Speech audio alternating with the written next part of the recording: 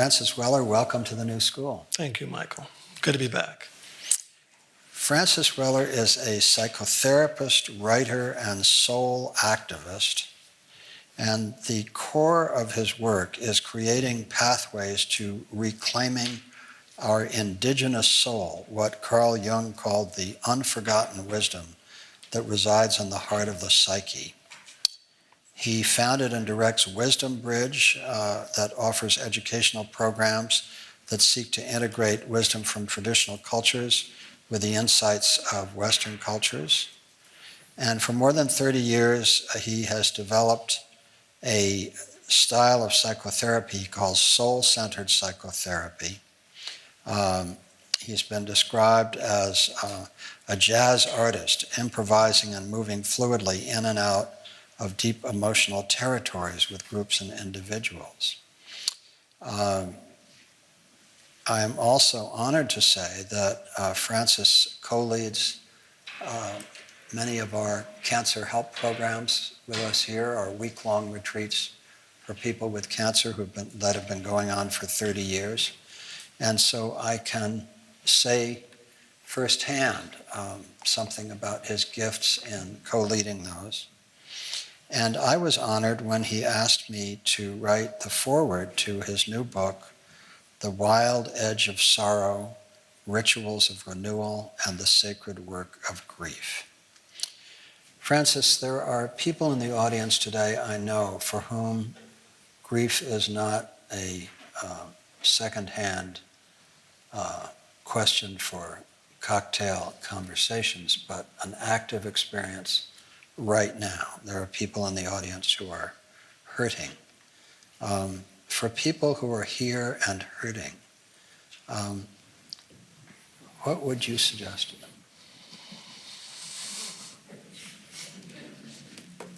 We're going to start off light, I guess. Okay. I always do. Not a problem. Well, I think the first thing I would say is be aware of your relationship to your sorrow. Mm-hmm. Is it something that you try to avoid? Is it something you try to outrun? Mm-hmm. Is it something that you tend to keep private? Shame, the shame that can kind of gather around the things that we privatize sometimes makes us almost feel apologetic for our grief. So one of the things I would recommend is that you try to befriend the sorrow. It's a difficult guest, but it's there nonetheless. And if we can find a way to approach grief with a degree of kindness and a degree of warmth, it can begin to move. There's an old thought from alchemy that says that in order for things to change, a certain degree of heat has to be applied. So if you can imagine our grief is in a container, it's in a vessel. And if our attempts to distance ourselves from it, in a sense, keep it cold. So grief will tend to congeal and harden in those times.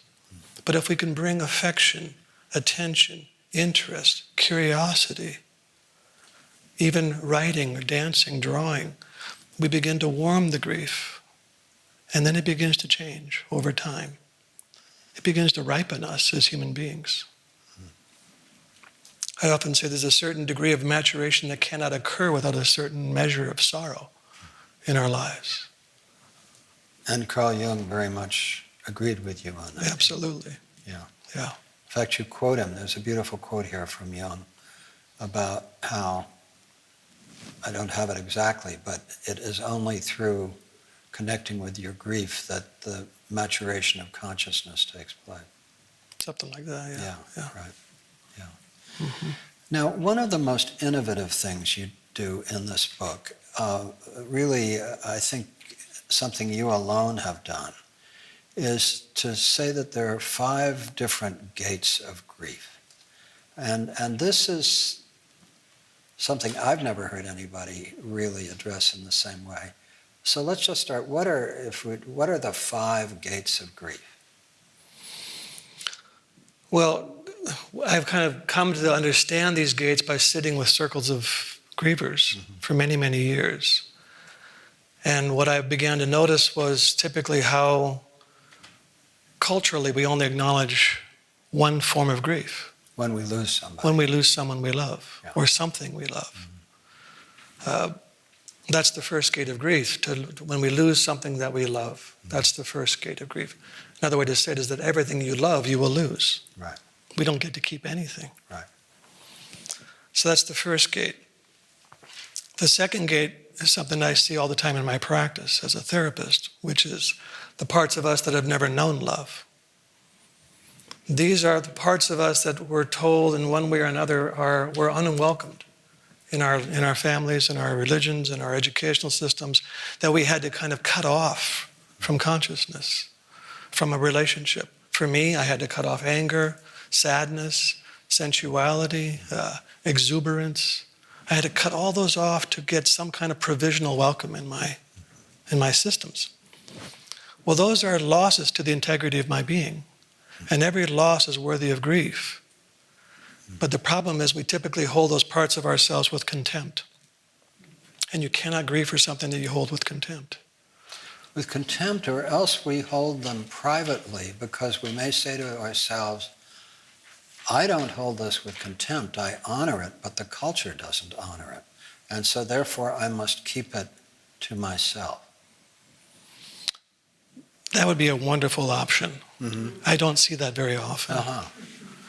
I typically see much more often is that there is this feeling of, this must not have been an okay part of me. So I end up relating to this part the same way it was related to, which is usually with judgment, which usually gathers shame around it. And again, making it almost impossible to grieve it. So a lot of my work in my practice is beginning to end the assault, to begin to end the distancing and the shame around these parts of ourselves. And when they begin to come back home, one way that the mending begins to occur is by grief. To really weep for this fact. The third gate of grief is the sorrows of the world. Driving down here, we saw, a number of casualties by the side of the road.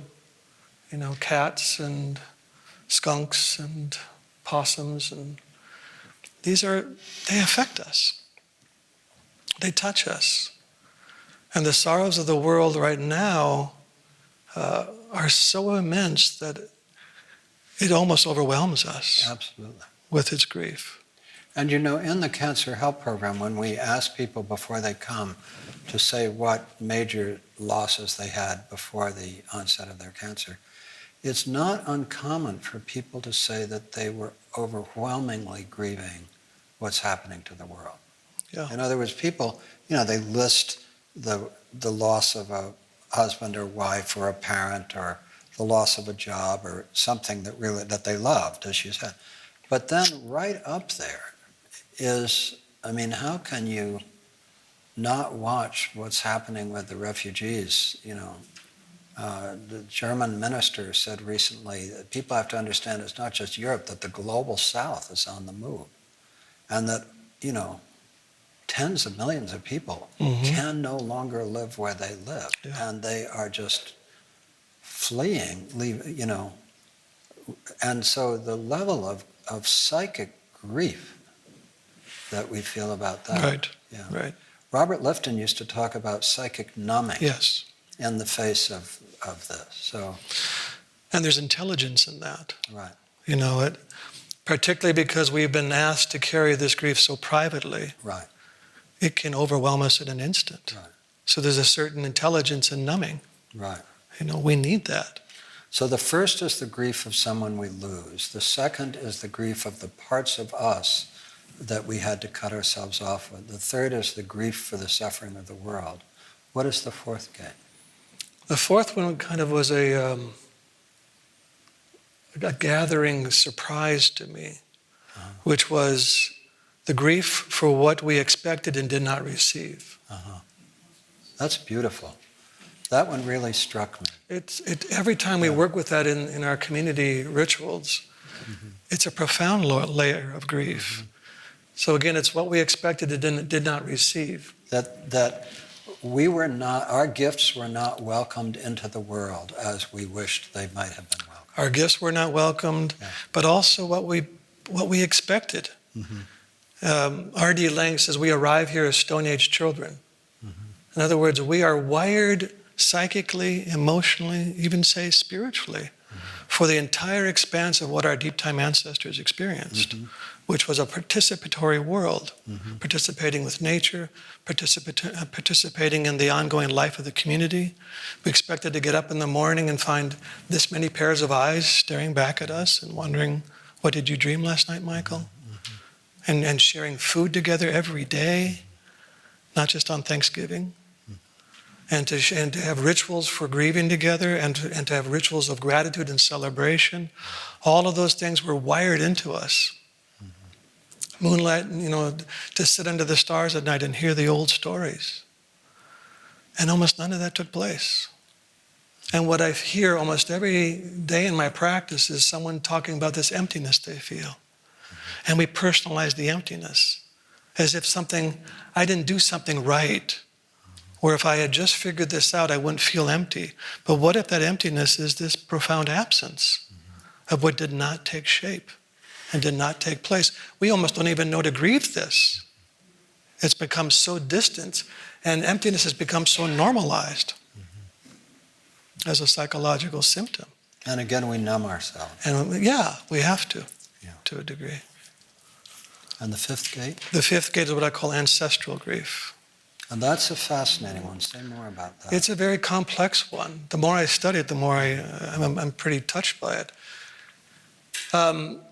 There's layers to it. One of them would be simply the fact that we all come from, at some point, an intact tribal culture that had its own intimacy with land base, with language, with rituals, with traditions. It had its whole entire cosmology embedded in that territory.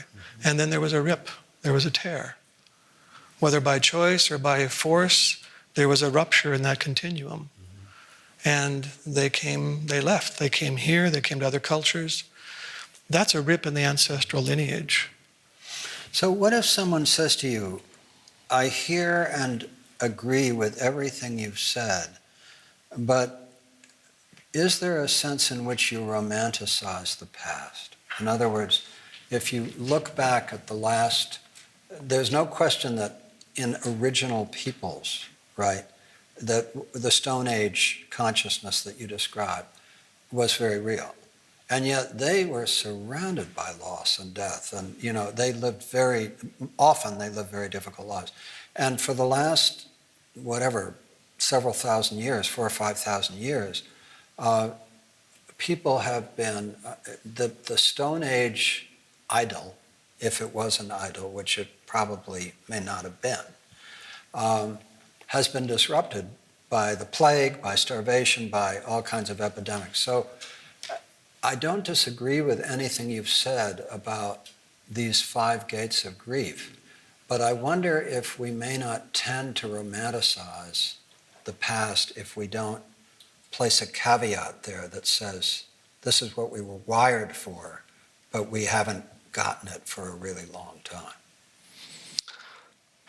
Absolutely true. Yeah. But I would add that when anthropologists, psychologists, they go to visit relatively intact cultures, what they display psychologically and emotionally is a level of health that we rarely know. I think that's true. I mean, you're thinking of Africa among other Africa, places. South America, there's many, cultural traditions. There's over 7,000 cultures on the planet.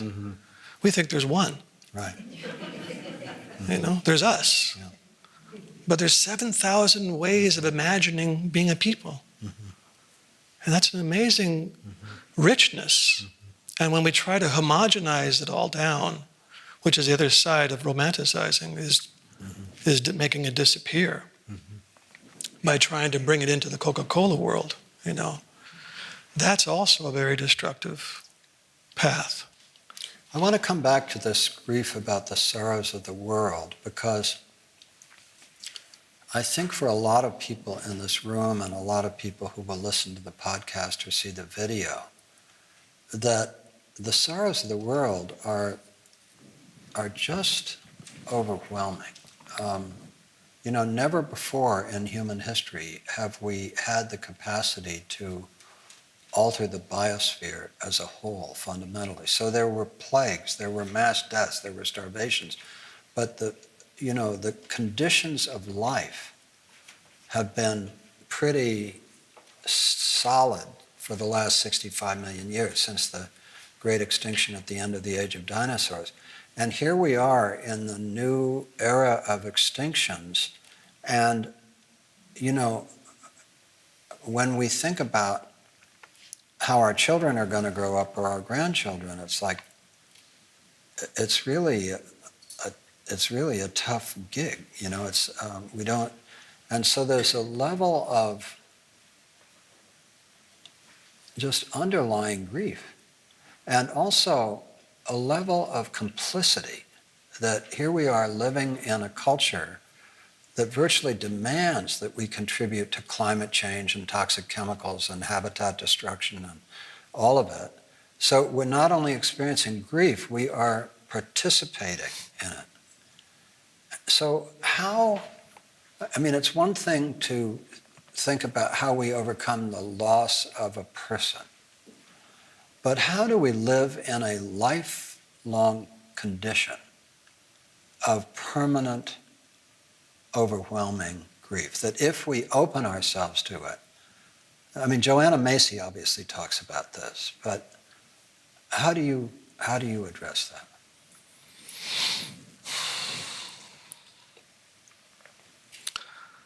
I was up in Victoria last month doing a grief retreat up there. And virtually every person in the circle was there because of earth grief. Mm-hmm. There were a few dealing with personal losses and suicides and things, but I was stunned by the number of people who, I'm here because of what's happening to the planet. Mm-hmm. And on Friday night I gave a public talk, and someone asked that same question, what's the answer? Mm-hmm. As if, I had the answer. Mm-hmm. And I said, there is no answer, but there is a response. Mm-hmm. And every one of us must determine what our response is to this crisis. Mm-hmm. It might mean my willingness to be kinder, mm-hmm. But I think what's really challenging is trying to face that level of overwhelm in private, and it will suffocate us. So we need to gather together. We also need hearts that are willing to respond to the crisis, to what we're facing. And the only way I can think of keeping the heart open is by staying close to sorrow. I think what's happened for me, and I think has happened for you too, is I've fallen more in love with the world. Mm-hmm. Because of grief work. Mm-hmm. It has kind of widened the aperture of my heart to feel more intimate with life. Kind of the opposite of what we project onto grief, which is it's a deadening state. It's a state of almost being depressed. But I often write about that grief is quite feral. It's very wild and alive. And if we're going to face what's going on in the planet, we need men and women who are really quite vividly alive to begin to shape something out of whatever is going to emerge that has beauty attached to it, that has love attached to it, and not just despair. Because it's very easy to go into despair right now. Cynicism and despair. Cynicism is a symptom of untouched sorrow. Yeah. Mm-hmm. The heart tends to cramp and to, in a sense, turn bitter, which I've seen with many people in my work. Mm-hmm. But when they can have that grief acknowledged communally, and I remember one woman who shared a very heartbreaking story about the death of her children and her husband, and how bitter she had become over the years, and how everyone avoided her because of this kind of toxic cloud around her. And in the grief rituals we do, when you come back, you go down to the shrine as often as you want to really weep and acknowledge and honor your sorrow. But every time you come back from the shrine, you're greeted. You're embraced. And people whisper in your ear, I saw you. Thank you for doing that. Thank you for emptying our communal cup. See, we think grief belongs to me. But what I've seen over the years now is that this is ours. All of us know loss. And we all right now are embedded deeply in this third gate of sorrow. And when we can be acknowledged for it, something in the heart can open back up. And this woman shared after the ritual was over, this was the first time anyone really thanked me for my sorrow, and I felt my heart softening. Yeah.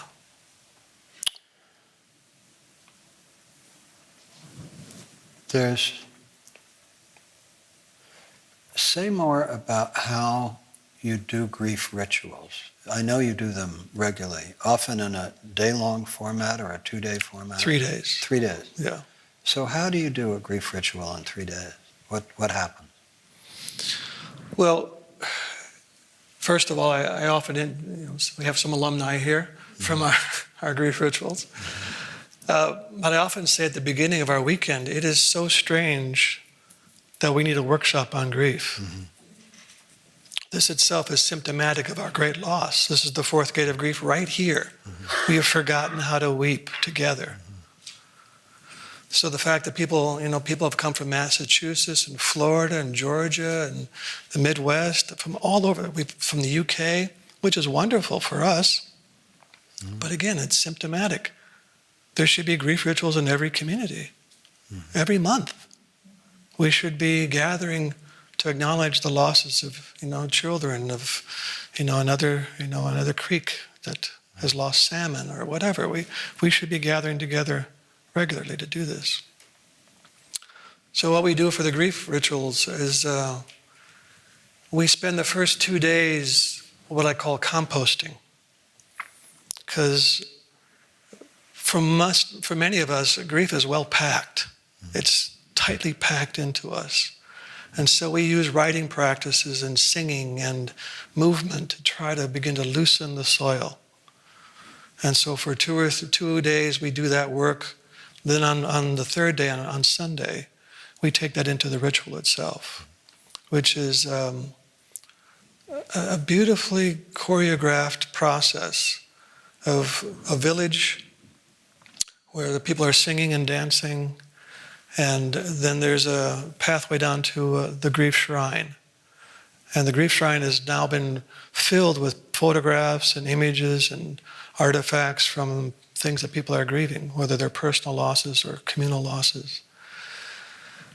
And now when we start the ritual, when someone's ready to go down to the shrine, they leave, they walk down there, but immediately someone steps in behind them.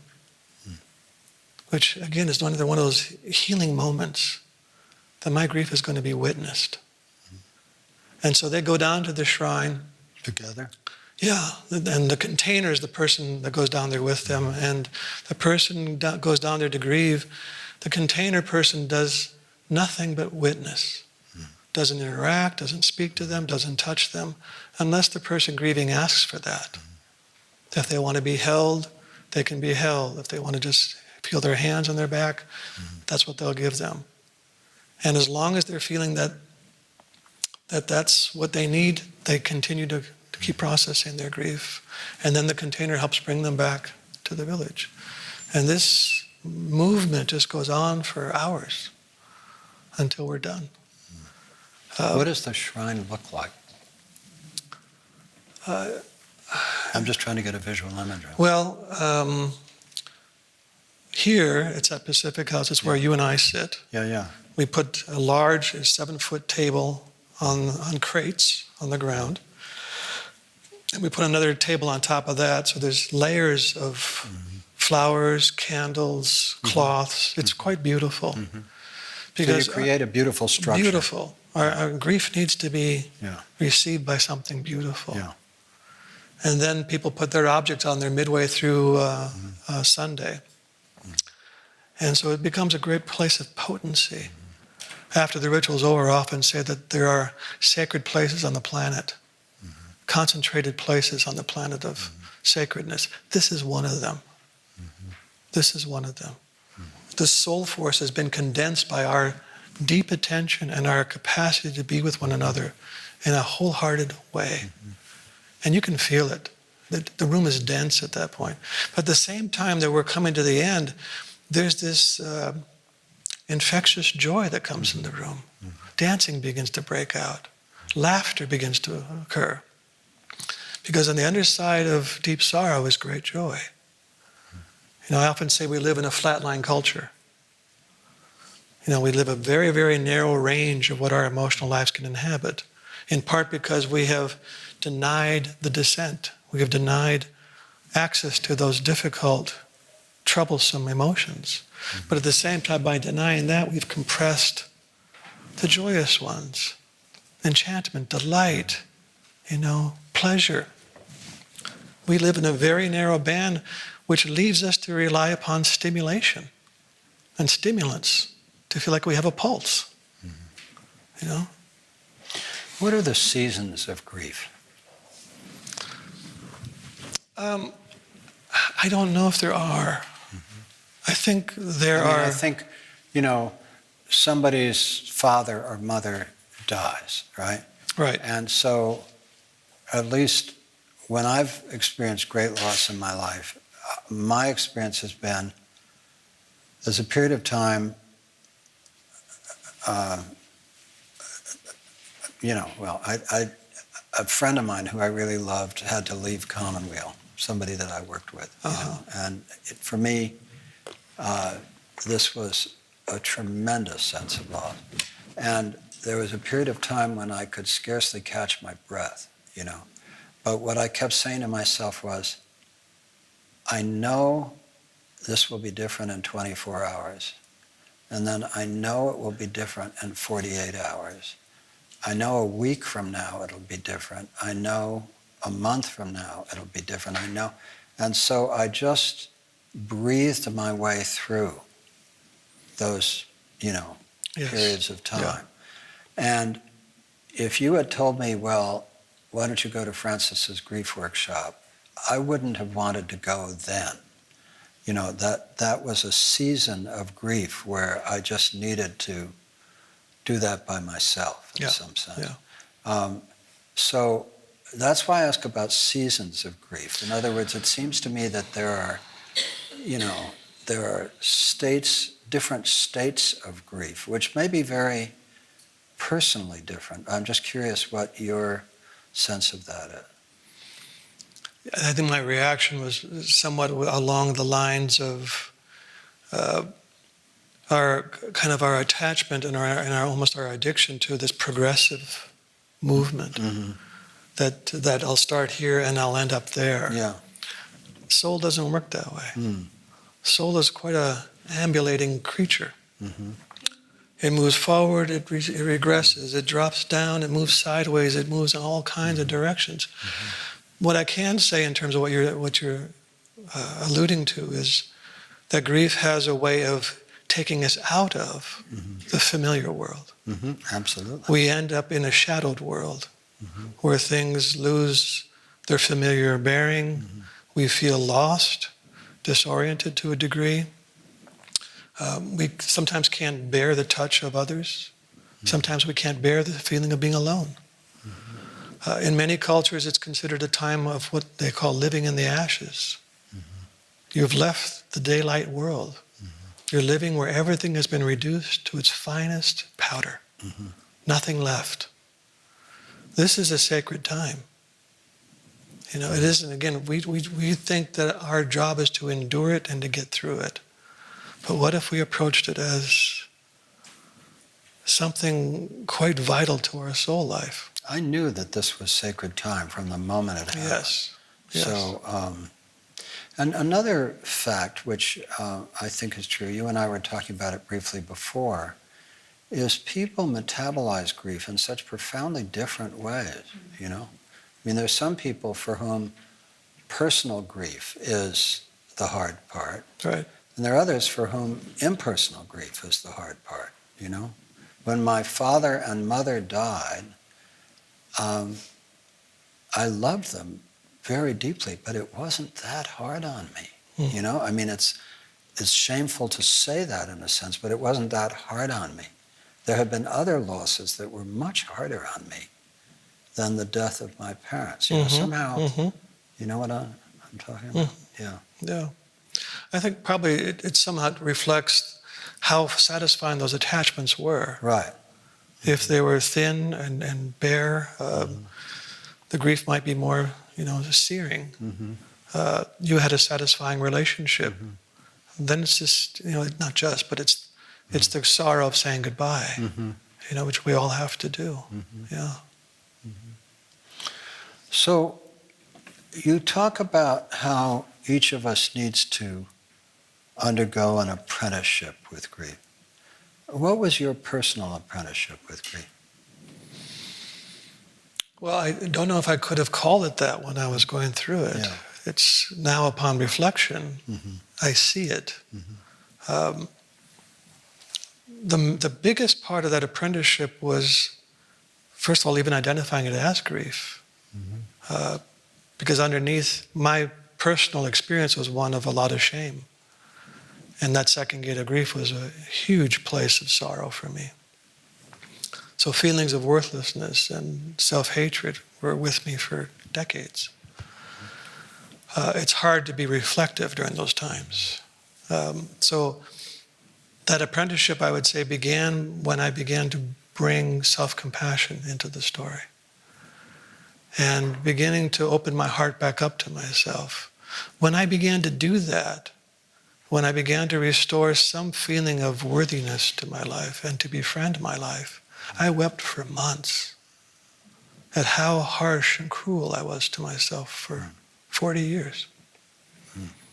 So those tears were like a baptismal font. It was like washing my soul and really beginning to feel into my right to even exist, to be here.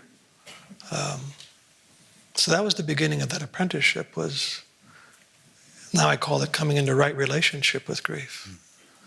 Because at that point I was either trying to push it away or I was drowning in it. And coming into some deep relationship with sorrow was the first stage of that apprenticeship. Yeah. And this is a strange question, but let me ask you, since grief has been central to your life work, what is your experience of a life work of working with grief? I mean, I've spent 30 years, as you know, doing the Cancer Help Program. But in a strange way, it's so interesting. I have friends and colleagues for whom the most vital part of this work is around death and dying. And others like you for whom the most vital part, or one of the most vital parts, is around grief. For me, the death and dying and the grief work is essential, and I am able to do it. But the most vital part of the work for me is around the possibilities for healing. Not that grieving and dying aren't also possibilities, but the most vital part is around healing itself. So I know what it's like to do that for 30 years, but I'm curious what it's like for you to have lived in relationship to grief this deeply. It's one thing to have done your apprenticeship. It's another thing to have written about it and led many retreats. But what has it done to your soul and being to make this the focus of your life work? Well, I often say I never volunteered for the position. Right. Sometimes you get drafted and you show up for duty. It's been profoundly moving to witness such genuine expression of soul. When people gather for the rituals, typically there's 25 to 30 people who have never met before. And by the time we leave, there's this feeling that we have really created a village here. And the gateway into that village was through sorrow, our mutually felt experiences of loss.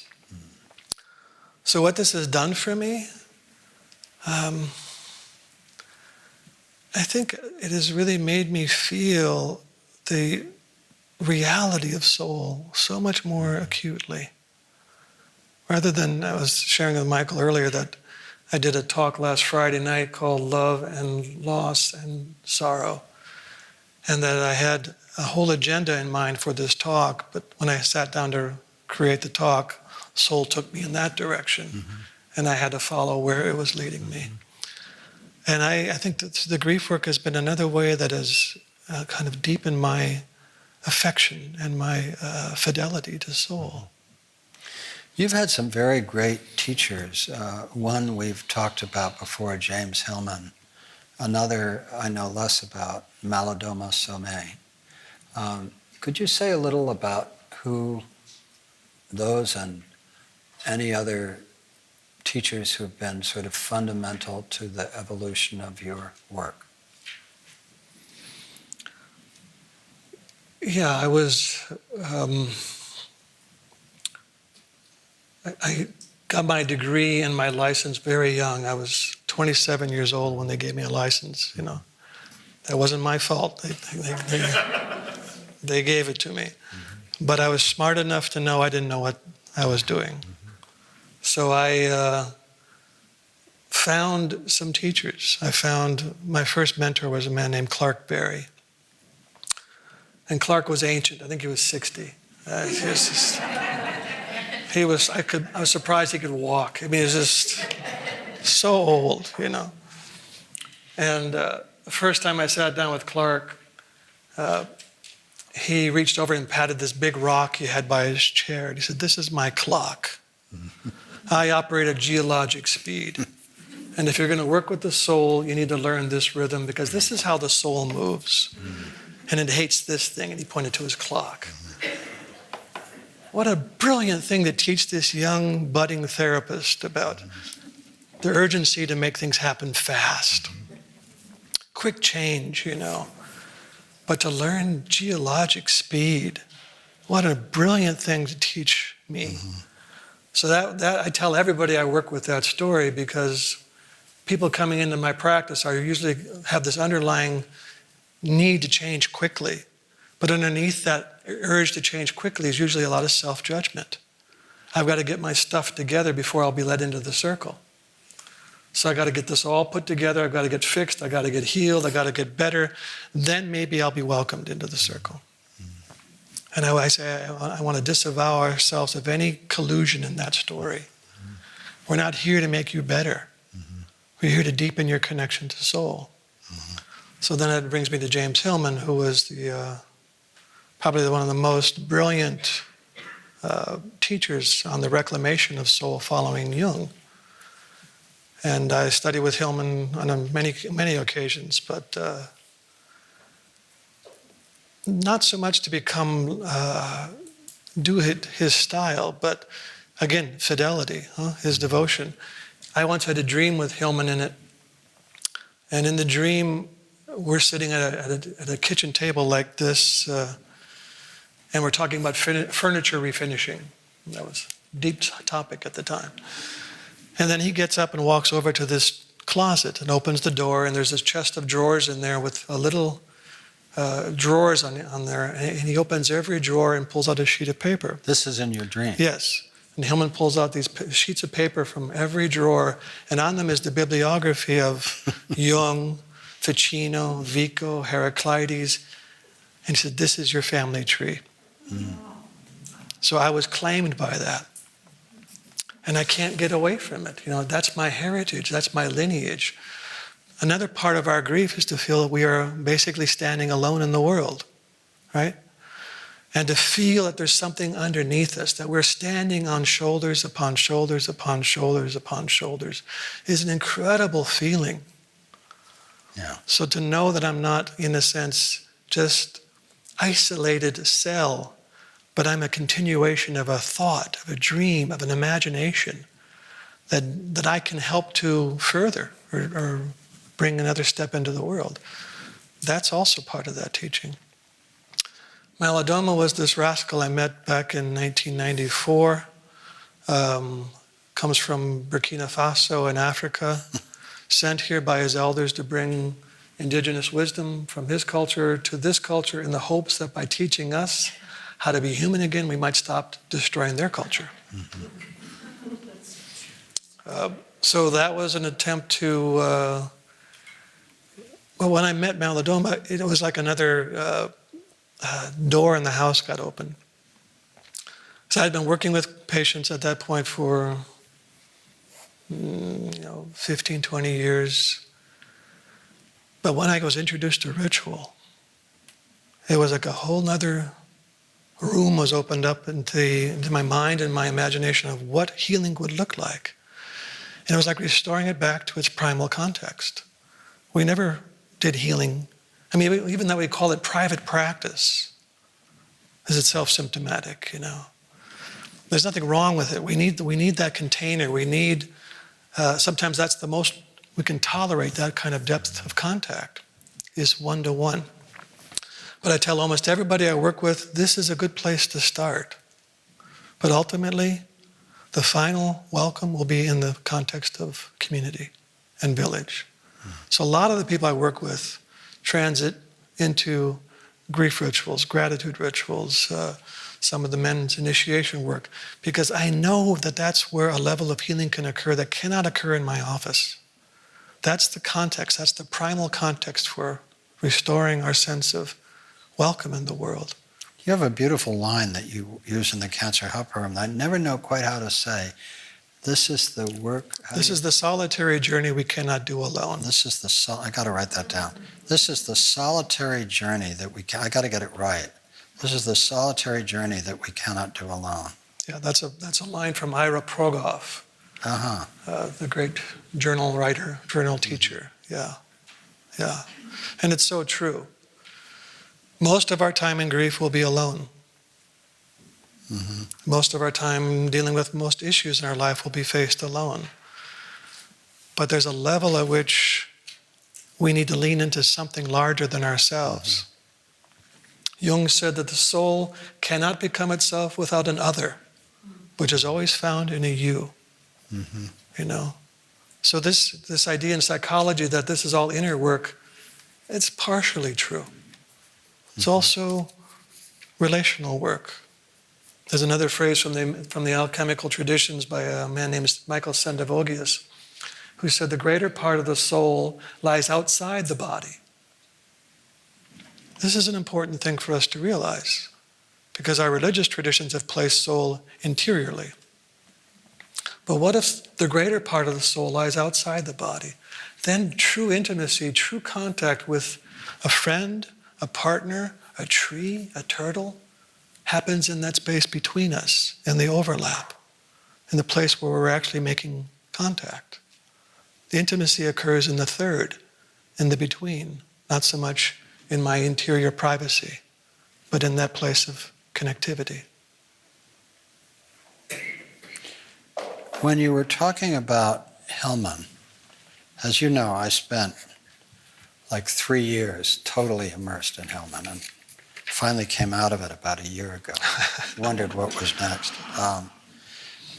And just for myself personally, I found at the end of the day, Hillman is so brilliant and so useful to the evolution of a post-Jungian archetypal psychology.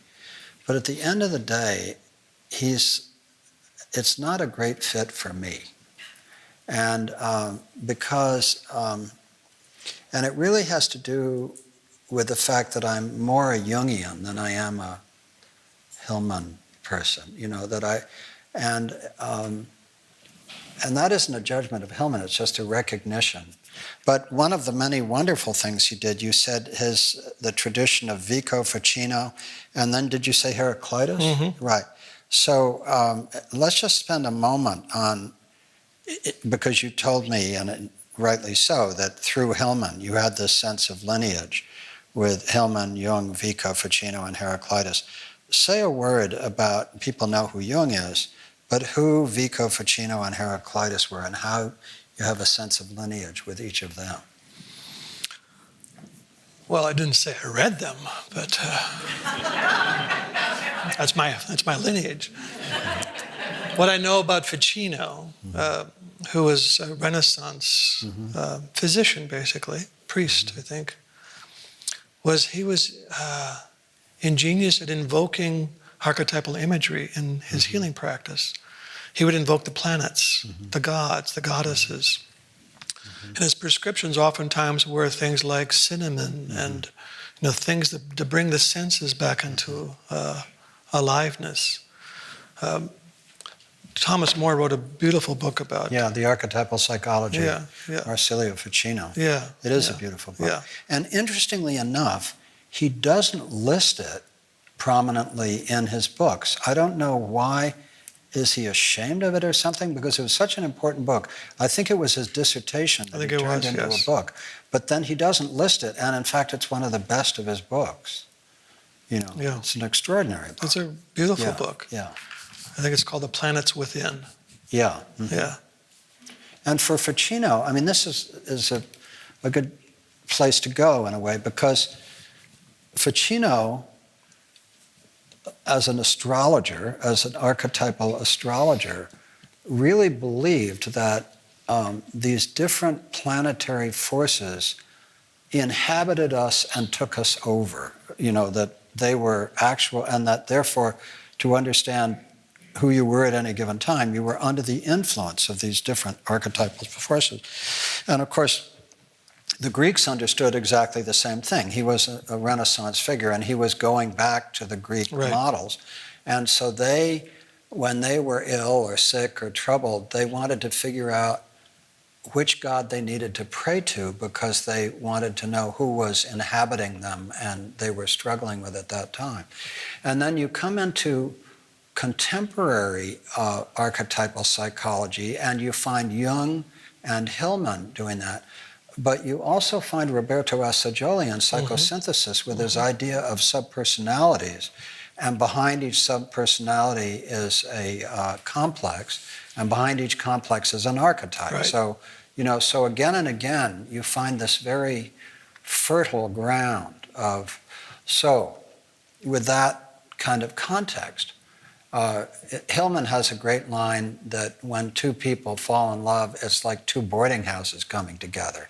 And there are the people who come out and in each boarding house and play during the day, and then there are others that only come out at night, and then there are others who never come out of their rooms at all. Right. And when you fall in love with somebody, the first ones you meet are the ones that come out and make nice during the day, and then you begin to meet the night crawlers, but then you finally meet the people who don't come out of their rooms at all. So the question that arises is, what happens to your boarding house in the face of grief?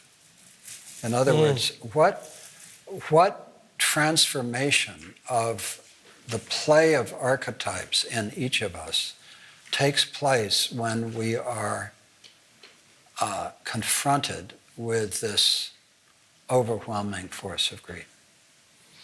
It's a really good question.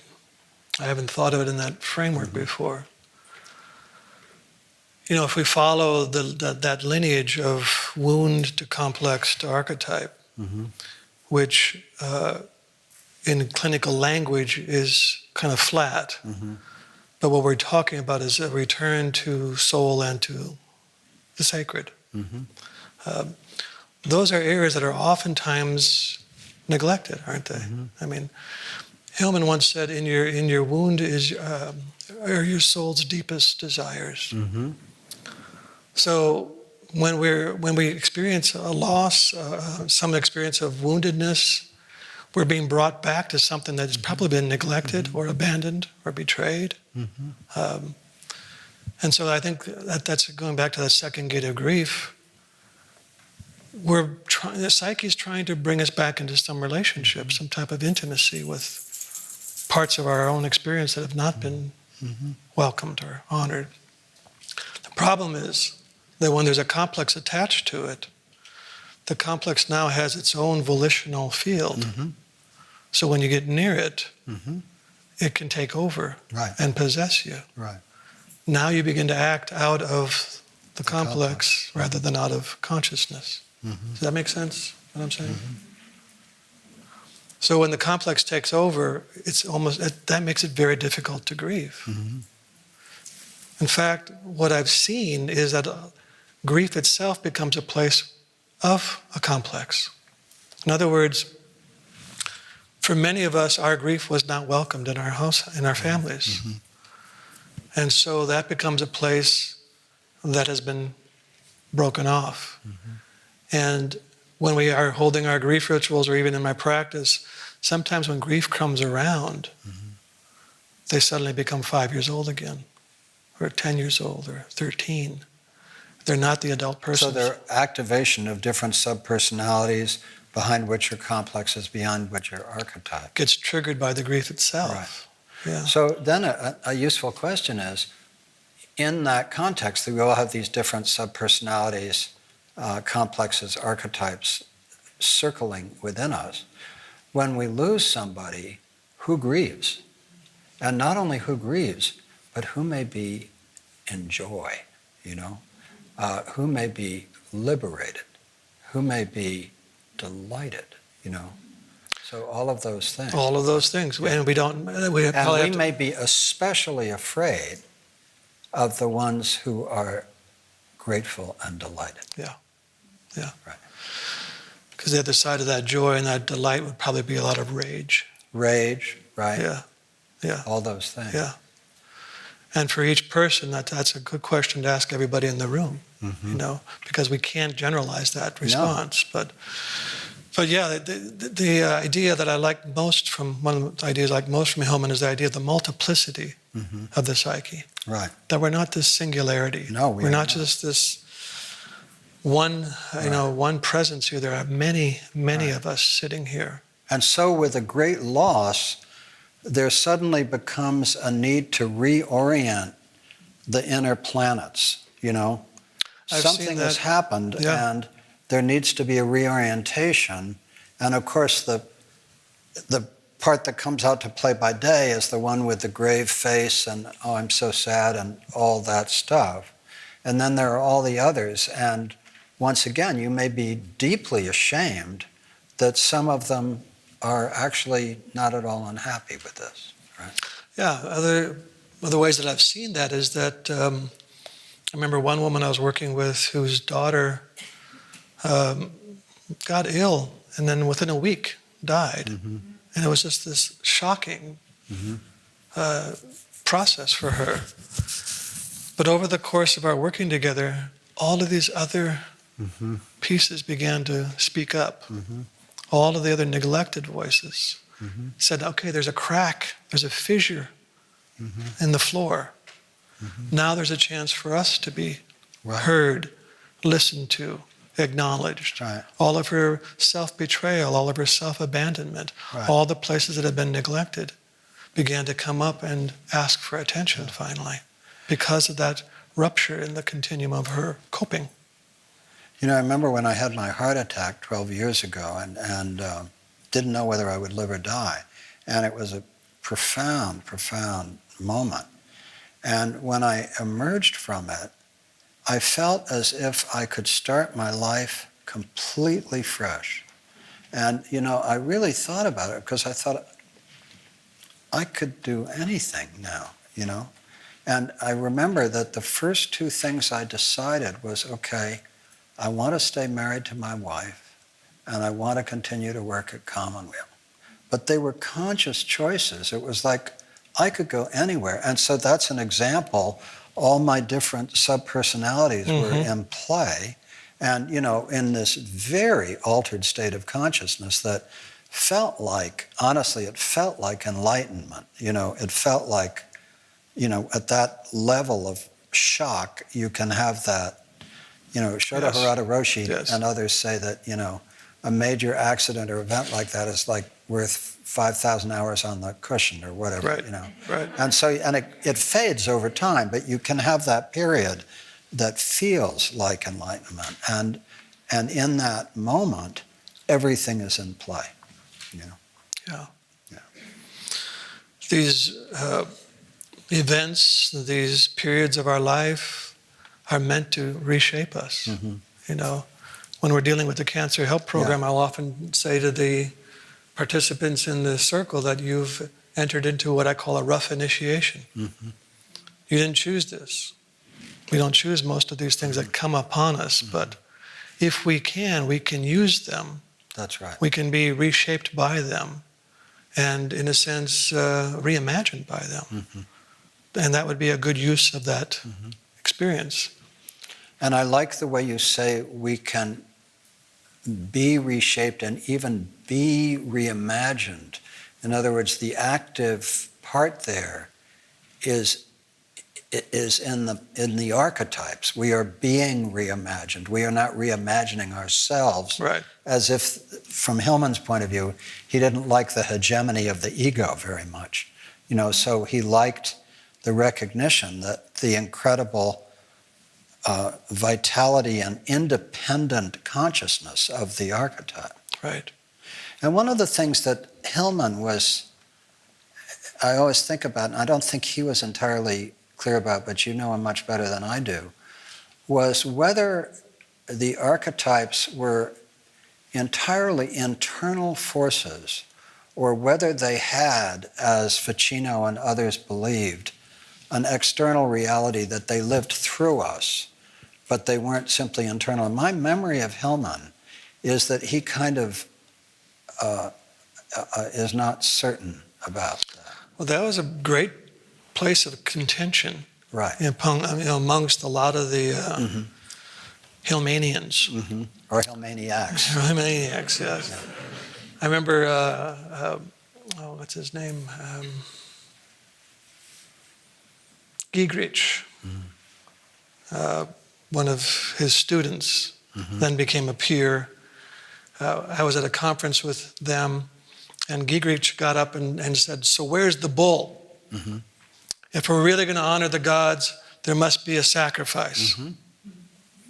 And he wanted to literalize that, that if we're going to talk about it and get it out of the abstract, what are we going to do? So I think that's a good question of, is this simply a psychic phenomenon, or is it really a cosmological truth that the gods, the presences are there?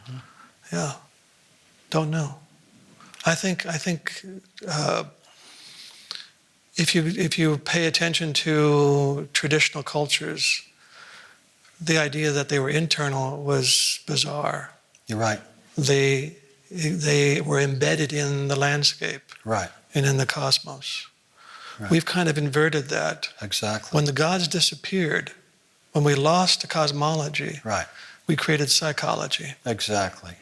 So that when we imagine that the universe is dead, inert, and has no significance, and that existentially the world only has the significance that we attribute to it, which is the modern worldview.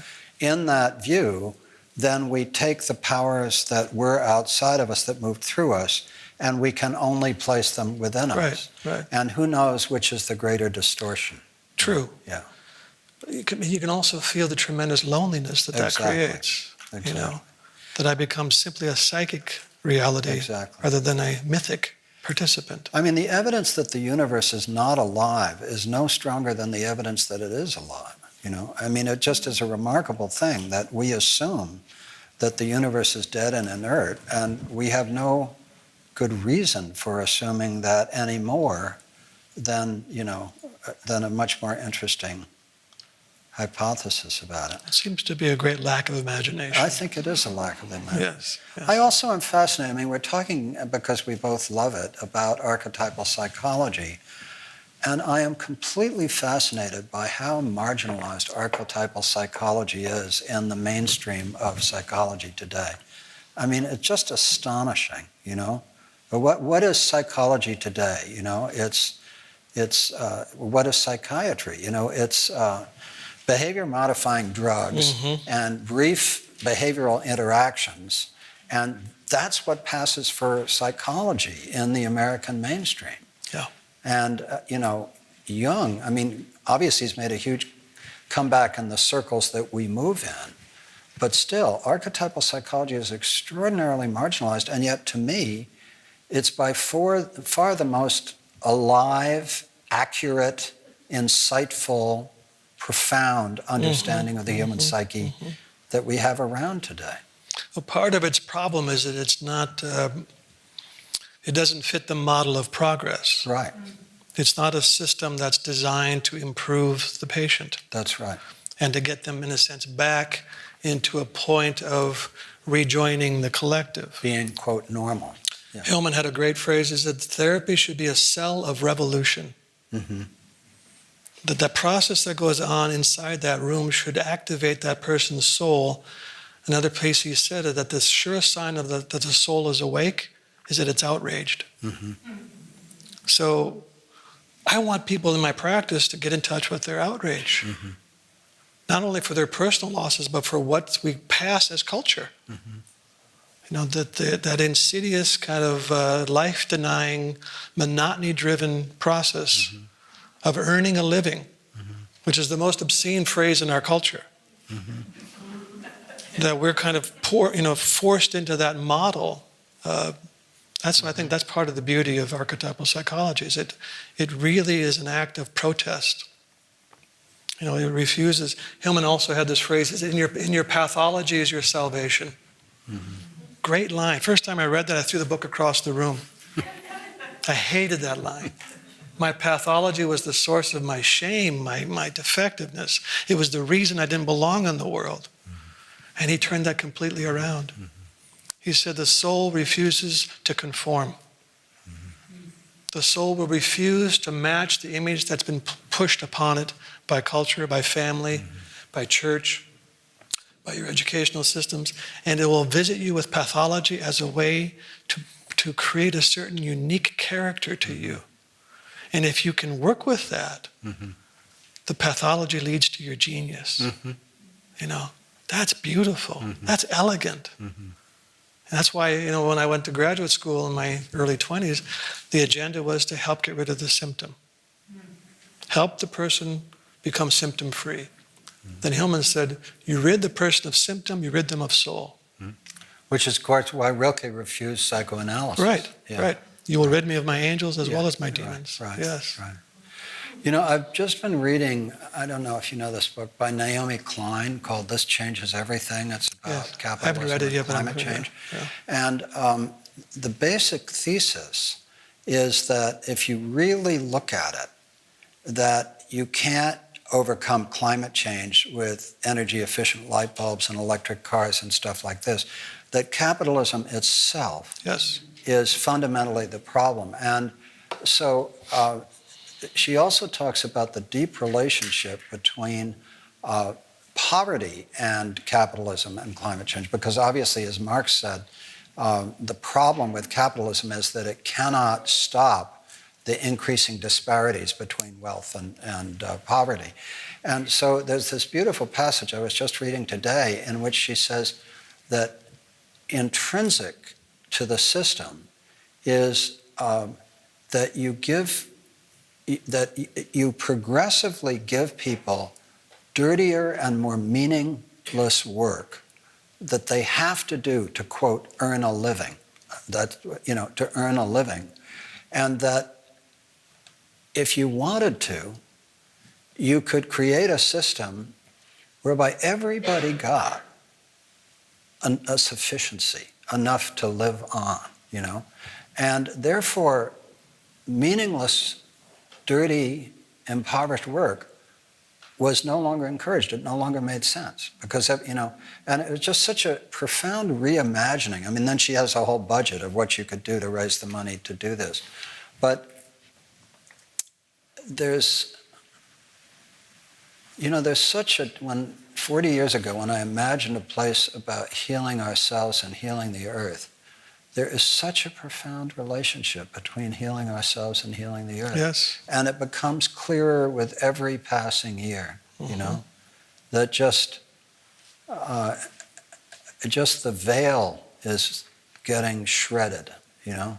Yeah. The system does not work, you know. Well, capitalism, is, in a sense, relies upon chronic emptiness. That's right.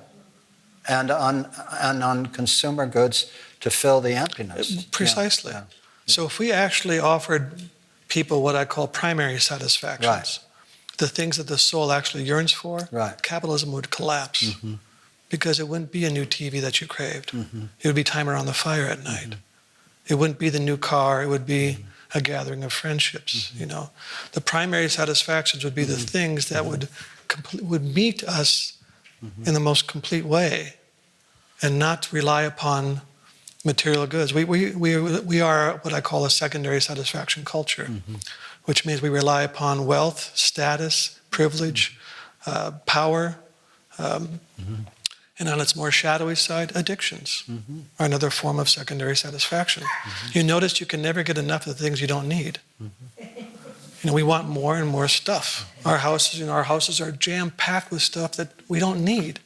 I walk down the mall, 99% of what's there is useless. So coming back to grief for a moment. That was grief. I know. I know. But coming back to grief explicitly. Yes.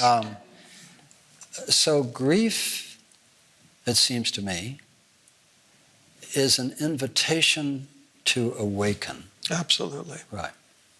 Yeah.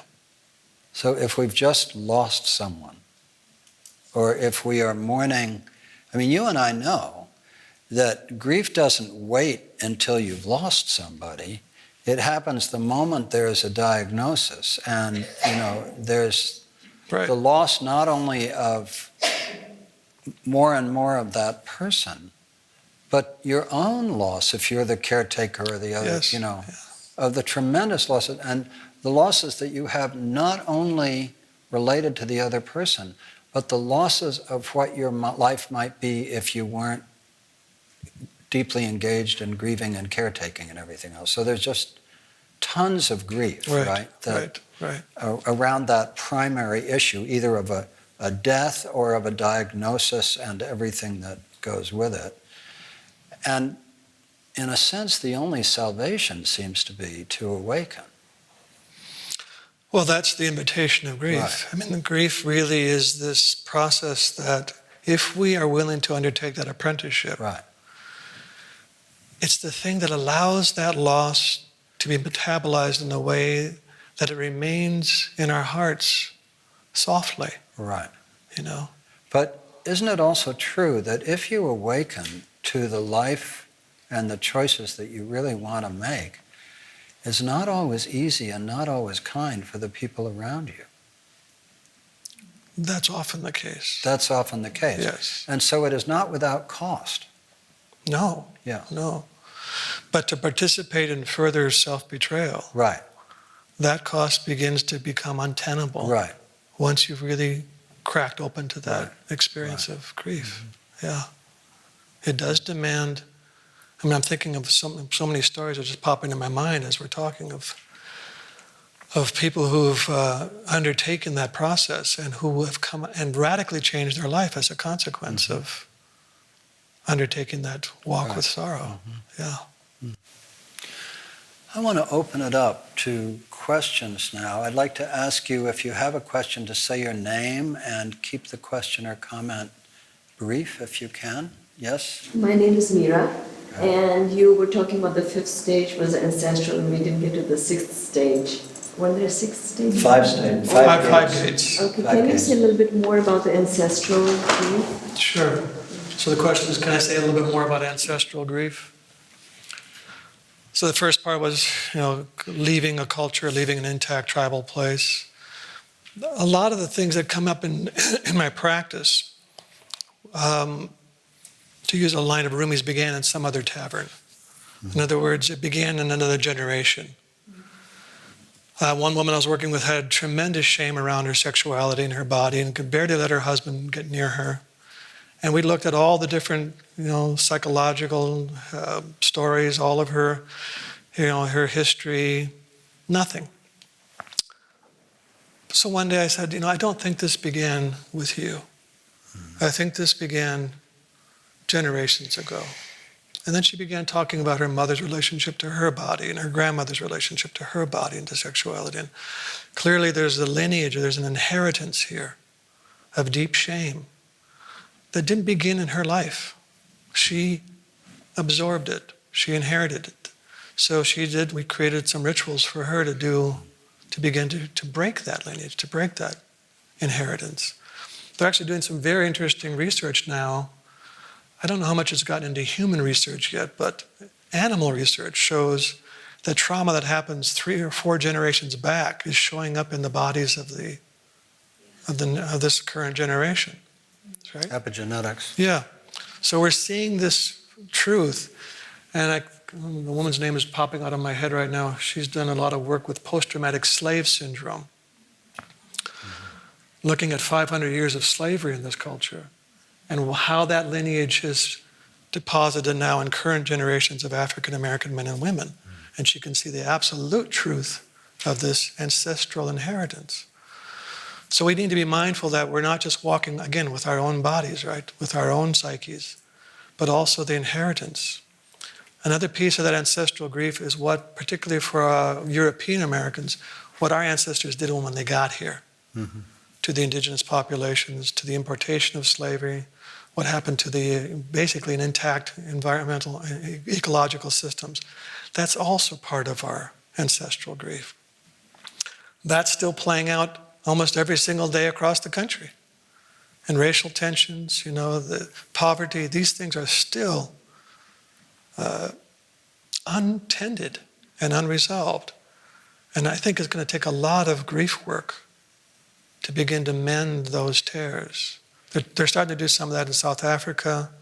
There's been some movement towards apology and reconciliation with indigenous tribes in Canada and Australia. They took a big back step with that current prime minister in Canada, but now there's a new one. Trudeau, who invited the traditional people to be on cabinet, and so that's encouraging. But we haven't not done a whole lot. Your point just now about the grief of American Anglo people about what we did to the indigenous population in North America raises another really important point, which is that our grief is not only about what happened to us, but also very often about what we did.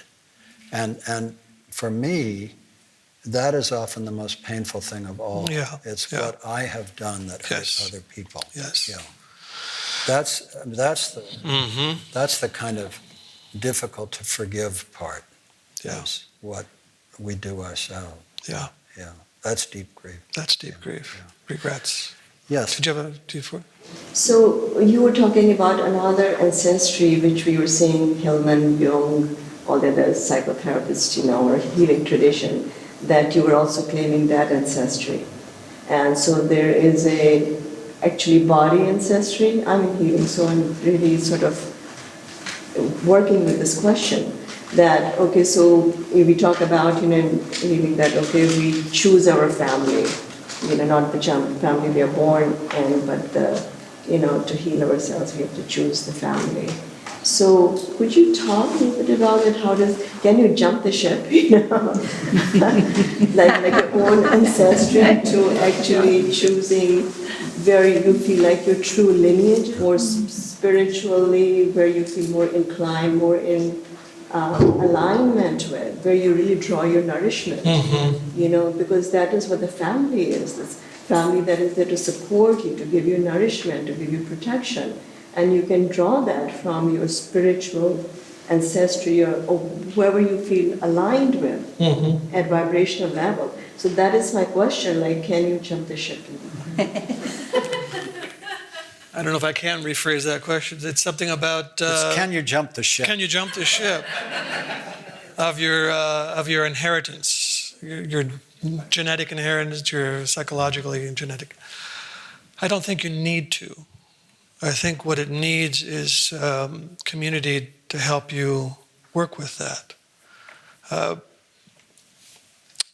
All of the wounds that I've encountered in my lifetime are still there. One of the Jung's comments that I liked a lot is that most of the issues we face in our life are unsolvable. We simply outgrow them. But the trick is, how do you outgrow them? So that means, can I begin to move it from the hands of the wound, the hands of the complex, into the adult's hands? So the wounds are still there, but they're not what I'm seeing through anymore. They're over here to the side that remind me of my vulnerability. They're not definitions anymore. For most of my life, what I experienced, what I inherited, were definitions. They were commentaries on my worthiness. Now they're simply the experiences that I've had. They're not definitions anymore. So I didn't need to jump the ship so much. Besides, our soul, I do feel, is claimed by some soul lineage, some sacred lineage. All of us, I think, have something that has claimed us. What in the Greek tradition would be called a daimon. That spirit that says, this is what I claim, this is what I ask you to pay attention to in your lifetime. So you follow that. That'll also be the place where the two of them actually meet, because the other Greek phrase is, in your wound is your genius. So if I'm just trying to partition that or jump ship, I'm also then, again, losing something of great value. These places of suffering are not incidental. They're actually necessary. In the alchemy traditions, they say that soul making cannot begin until there's an adequate amount of suffering. Mm-hmm. That's the material. That's what soul is shaped out of. People, yes. I have actually two questions, if you don't mind. One is thank you for your book and all your work. I obviously get that community is important in grieving, but not everybody has access to you, to rituals. Where do we find community for grieving? That's a great question. So where do we find community for grieving? Yeah. That's an essential question. Mm-hmm. And you don't need to wait for a grief ritual weekend. I think I say in the book as well that we can start very simply and very small. It's like on Friday night, call 4 or 5 of your friends and say, we're going to do something really different tonight. Mm-hmm. That face, yes. On Friday night, we're going to talk about sorrow. We're going to talk about grief, but under certain conditions. No advice giving. Grief is not a problem to be solved. It's a presence waiting for witnessing.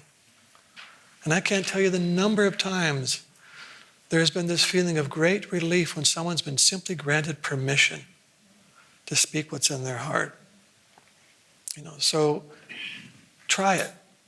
Just call together a few people, say, we're going to try this because we need it. Let me say a word about that, because one of our principal projects now at Commonweal is called Healing Circles, which is an effort to, from 30 years of the Cancer Help Program, to understand, and our alumni group experiences, to understand what are the agreements that need to take place for something like this to take place. And they're not complicated. So, basically, you bring together a group of people around grief or sorrow, and you say, we'll meet once a month for 2.5 hours. We'll start with silence. We'll be in a beautiful place with a candle in the middle. We'll have a talking stick. We'll pass it around the room. Nobody fixes anything. I mean, basic. You can find this in Parker Palmer's work. You can find it in the Pure Spirit counseling work. There are a whole bunch of different places, but they all say the same thing. Beautiful place, candle in the middle, start with silence, end with silence. Don't fix people, no crosstalk. Just go around the room with the stick or with a stone or just, in some order. But it's unbelievably powerful. It does require at least one person in the room with enough experience. They don't have to be a trained psychotherapist, but somebody who can hold the space. And ideally, you have 3 or 4 people who hold the space together, who have enough experience. So you might start with an inner group of 3 or 4 people who you trust, who can figure out how to hold the space and what the agreements will be. And then you can do very profound grief work. Mm-hmm. When we started our center up on Whidbey Island, Healing Circles Langley, which we thought we were going to start with cancer groups, the first group that came together was a grief group. It was the first thing that wanted to come together in the community.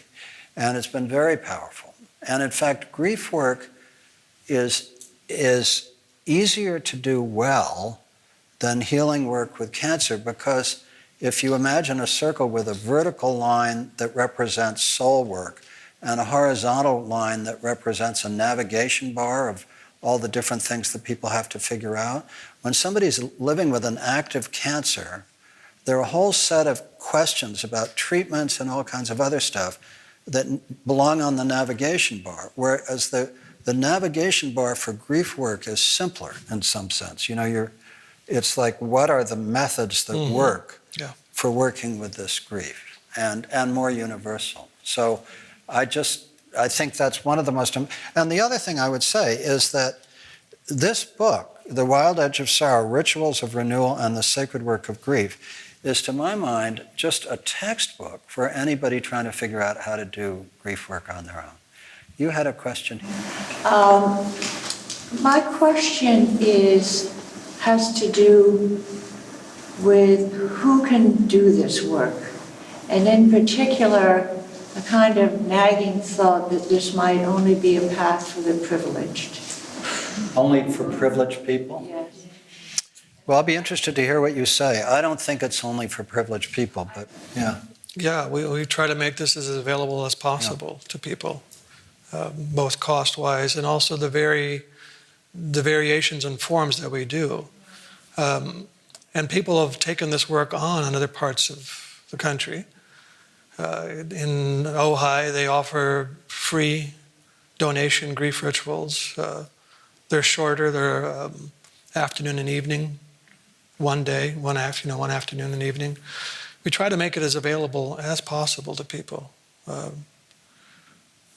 don't know what more to say than that, but it's not just for the privileged people. Well, think of Alcoholics Anonymous. It's universal, and it's a huge amount of grief work, and it's one of the most beautiful models around. Yeah. Yes, right here. I have two real quick questions. I was going to ask about the demons, but instead I'll ask about the role of evil in your model, evil, and dealing with evil in the world. And secondly,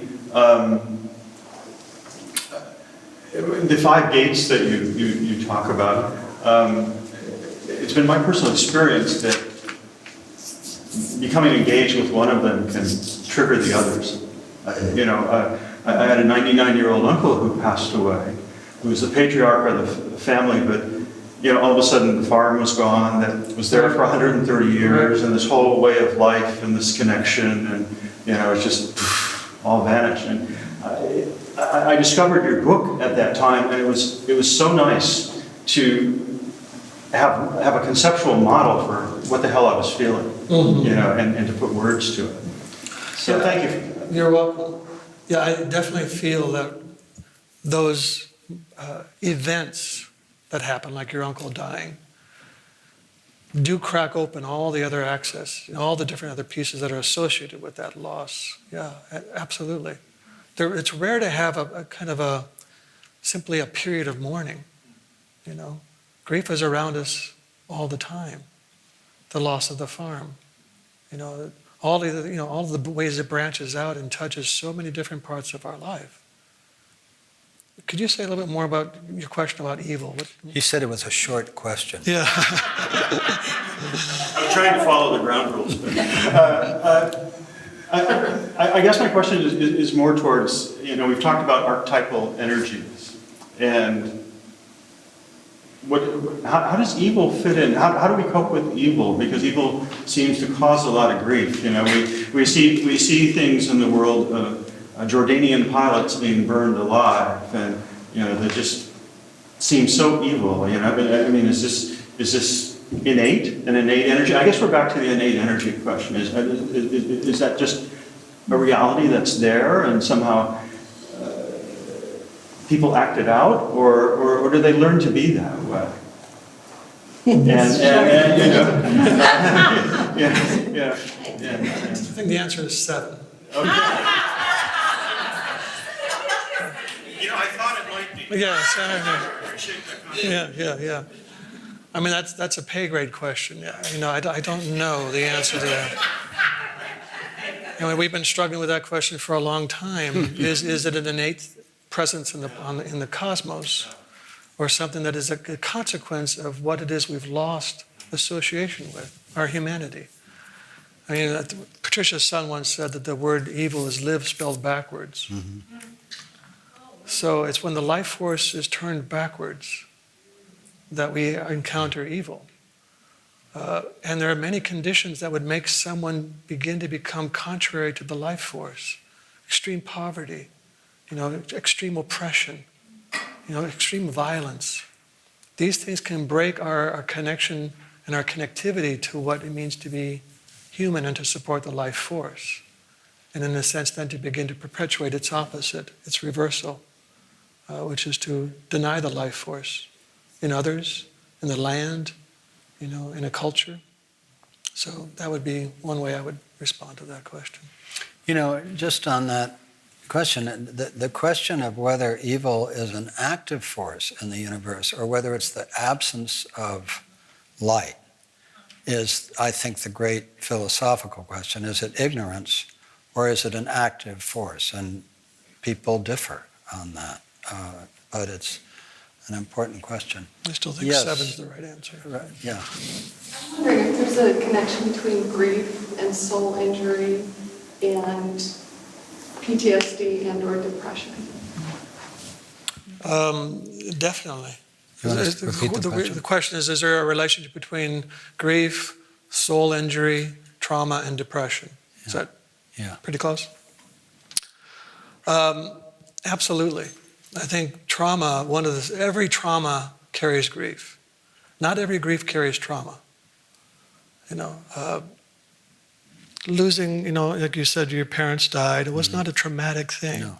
There was grief. It was sad. There was grief. Yeah. So they're not always linked. Right. When trauma occurs, there's definitely a process. Again, going back to this idea of rough initiation. Trauma is also a form of rough initiation. The same things occur in trauma that happen in traditional initiatory practices. Different outcomes.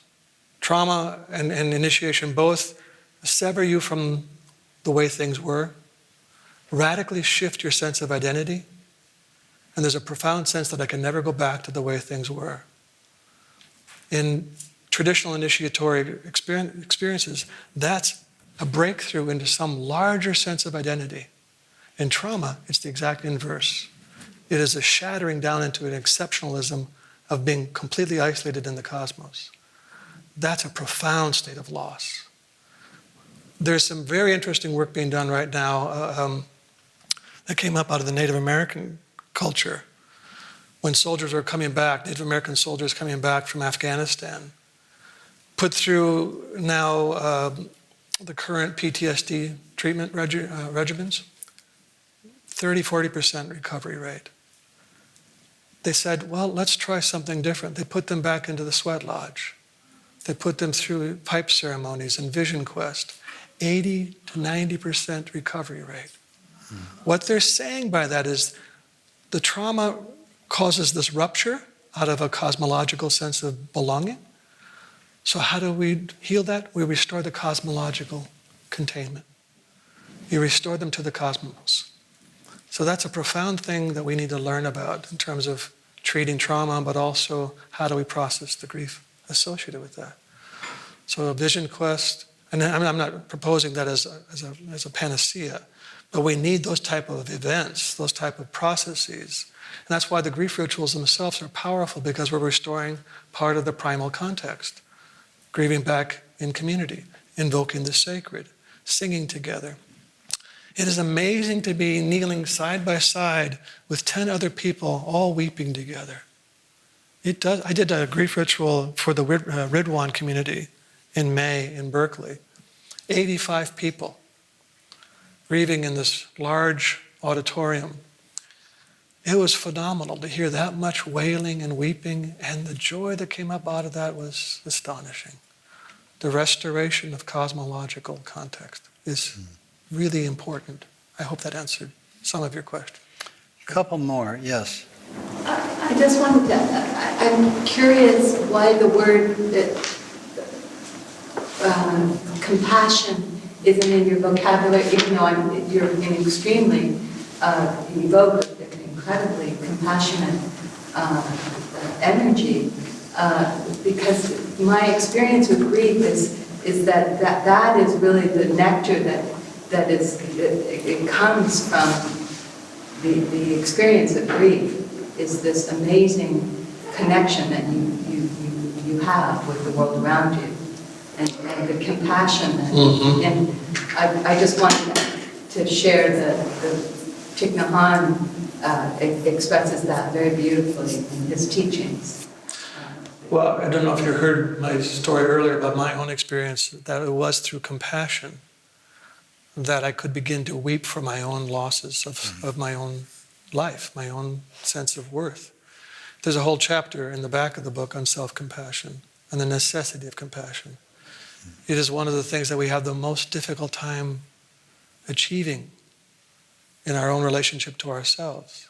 It is part of the apprenticeship of sorrow, is to restore a foundational agreement of self-compassion. To not evaluate, to not judge, to not push away any of our experience, but to truly welcome it as part of what makes us who we are. So absolutely, I'm a compassion junkie myself. When I actually lead workshops on self-compassion, and I begin the weekend by saying, this is a weekend of non-self-improvement. And everyone laughs, because we are addicted to self-improvement. Because we have this obsession with making ourselves better, rather than, as Jung would say, I'd rather be whole than good. How do we make ourselves whole? But by welcoming all of our experience. I'd rather be whole than good.